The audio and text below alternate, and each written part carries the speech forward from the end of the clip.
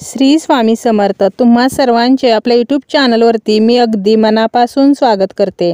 मनातील सर्व चांगल्या इच्छा स्वामी महाराज पूर्ण करोत हीच स्वामींच्या चरणी प्रार्थना करते आणि आजच्या व्हिडिओला सुरुवात करते. उद्या आहे कामदा एकादशी आणि एकादशी जी तिथी आहे तर ती श्रीहरी विष्णू यांना समर्पित असते. एकादशीचे व्रत केल्याने आपल्याला जे फळ प्राप्त होत असते ते इतर व्रतांच्या कित्येक पटीने जास्त असते. एकादशीच्या दिवशी लोक व्रत करतात, विष्णूंची विधिवत पूजा करतात, उपवास करत असतात.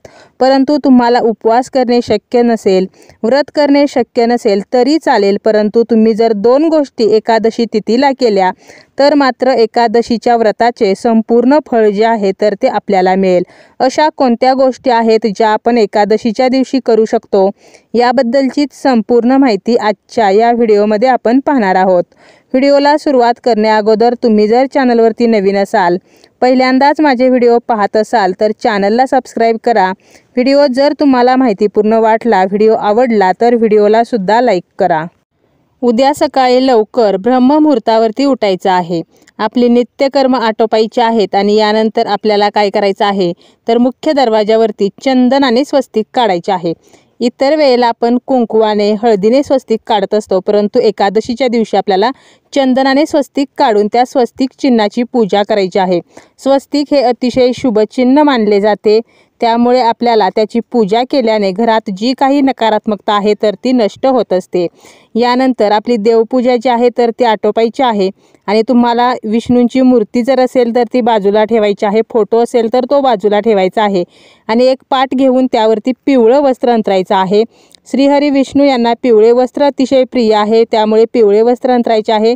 त्यावरती फोटो असेल तर फोटो मांडायचा आहे, मूर्ती असेल तर मूर्तीला आपल्याला अभिषेक करायचा आहे. एका तामणामध्ये ठेवून तिला आपल्याला स्वच्छ पाण्याने, त्यानंतर पंचामृताने आणि पुन्हा स्वच्छ पाण्याने तर अशा प्रकारे अभिषेक करायचा आहे आणि त्या पाठावरती किंवा तुम्ही चौरंग वापरला तर त्यावरती मध्यभागी ही मूर्ती ठेवायची आहे. यानंतर या मूर्तीला आपल्याला चंदन लावायचं आहे, फुले अर्पण करायची आहेत, तुळशीची पाने अर्पण करायची आहेत. तुळशीपत्र अर्पण करताना विष्णूंची जी नावे आहेत तर ती म्हणत तुम्ही तुळशीपत्र अर्पण करा. तुम्ही 1, 51, 101, 1000 सुद्धा तुळशीपत्रे अर्पण करू शकता, परंतु ही तुळशीची पाने मात्र आपल्याला आदल्या दिवशी तोडून ठेवायची असतात.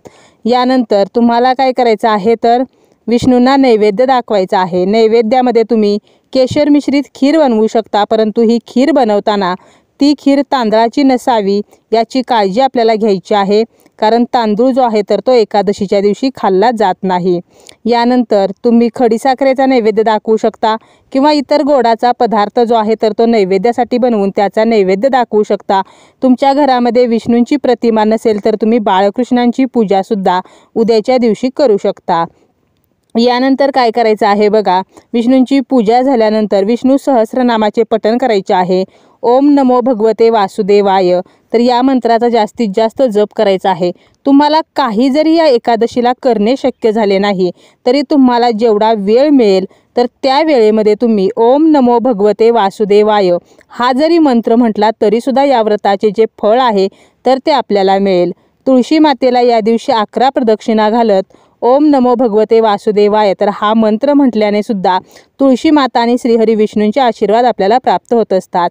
यानंतर कोणती गोष्ट तुम्हाला या दिवशी करायची आहे तर बघा, या दिवशी तुम्हाला गाईला एक घास खायला द्यायचा आहे. तुमच्या घरामध्ये तुम्ही जर पोळी बनवत असाल तर पहिली जी पोळी आहे तर ती गाईच्या नावाने बनवायची आहे. एक छोटीशी चपाती आपल्याला बनवायची आहे, हिला तूप लावायचं आहे. यानंतर या चपातीवरती थोडीशी भिजवलेली हरभऱ्याची डाळ आणि त्यावरती गुळाचा खडा तर असा घास जो आहे तर तो गाईला द्यायचा आहे. तसेच आपली इच्छा तिच्या कानामध्ये सांगायची आहे. गाईच्या अंगावर जो उंचवटा आहे त्यावरून जास्तीत जास्त हात फिरवायचा आहे. यामुळे 33 कोटी देवतांचे आशीर्वाद आपल्याला प्राप्त होतात. श्रीहरी विष्णूंच्या कृपेने आपल्या आयुष्यामध्ये ज्या काही अडचणी आहेत तर त्या दूर व्हायला मदत होत असते.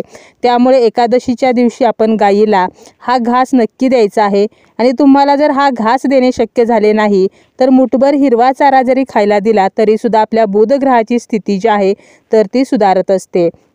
यानंतर एकादशीच्या दिवशी संध्याकाळी आपल्याला एक उपाय करायचा आहे. तुम्ही दिवसभर काही नाही केलं आणि संध्याकाळी हा उपाय केला तरीसुद्धा चालेल. तुम्हाला या उपायासाठी एक दिवा लागणार आहे.